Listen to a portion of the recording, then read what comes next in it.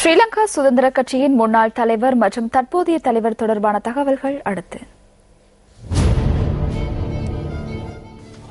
எந்தவொரு சந்தர்ப்பத்திலும் கட்சியை விட்டு செல்லாமல் ஸ்ரீலங்கா சுதந்திர கட்சியின் தலைமைத்துவத்தை இன்று வரை வகித்த முன்னாள் ஜனாதிபதி மஹிந்த ராஜபக்ச கட்சியின் முன்னேற்றத்துக்காக அளப்பரிய சேவையாற்றியிருந்தார். 1968 ஆண்டு வெளியத்த தொகுதியின் ஸ்ரீலங்கா சுதந்திர கட்சியின் அமைப்பாளராக தெரிவு செய்யப்பட்ட அவர் 2 வருடங்களின் பின்னர் பாராளுமன்றத்துக்கு தெரிவானார். அப்போதைய இளைய பாராளுமன்ற உறுப்பினராகவும் அவர் திகழ்ந்தார். அமைச்சராகவும் எதிர்க்கட்சித் தலைவராகவும் பிரதமராகவும் ஜனாதிபதியாகவும் மஹிந்த ராஜபக்ச நாட்டுக்கு சேவையாற்றினார். 2009 ஆண்டு நாட்டில் நிலவிய யுத்தத்தை முடிவுக்கு கொண்டு வருவதிலும் முன்னாள் ஜனாதிபதி மஹிந்த ராஜபக்ச முனைப்புடன் செயலாற்றினார். அந்த இலக்கை எட்டுவதற்காக அப்போதைய பாதுகாப்பு செயலாளர் கோட்டாபய ராஜபக்ச மற்றும் ராணுவ தளபதி சரத் பொன்சேகா ஆகியோர் பாரிய பங்களிப்பினை வழங்கியிருந்தனர்.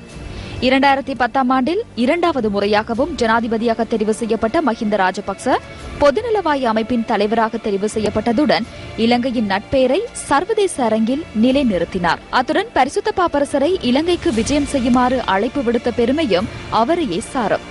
முன்னாள் ஜனாதிபதி மஹிந்த ராஜபக்சவுக்கு நியூஸ் ஃபர்ஸ்டின் வாழ்த்துக்கள். மஹிந்த ராஜபக்சவினை தொடர்ந்து இன்று முதல் ஸ்ரீலங்கா சுதந்திர கட்சியின் தலைமைத்துவத்தை பொறுப்பேற்றுள்ள ஜனாதிபதி மைத்ரிபால சிறிசேனவும் கட்சியின் வளர்ச்சிக்காக அரும்பாடுபட்ட தலைவராக திகழ்கின்றார்.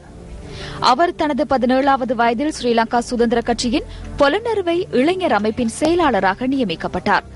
1971 ஆண்டு கிளர்ச்சியின் போது மட்டக்களப்பில் சிறைவாசம் அனுபவித்த ஜனாதிபதி மைத்ரிபால சிறிசேன 1978 ஆண்டு ஸ்ரீலங்கா சுதந்திர கட்சியின் நிலையான உறுப்பினரானார். சுதந்திர கட்சியின் இளைஞர் சம்மேளனத்தில் பதவிகளை வகித்து பொலனறுவ மக்களின் ஆணையினால் 1982 ஆண்டு பாராளுமன்றத்துக்கு தெரிவு செய்யப்பட்டார். 2001 ஆண்டில் கட்சியின் பொதுச் செயலாளராக நியமிக்கப்பட்ட ஜனாதிபதி மைத்ரிபால சிறிசேன பல அமைச்சு பதவிகளை வகித்து நாட்டுக்கு சேவையாற்றினார். 2009 ஆண்டு மே மாதம் யுத்தத்தின் இறுதி தருணத்தில் பல சந்தர்ப்பங்களில் பதில் பாதுகாப்பு அமைச்சராகவும் அவர் தனது கடமையை அச்சமின்றி நிறைவேற்றினார்.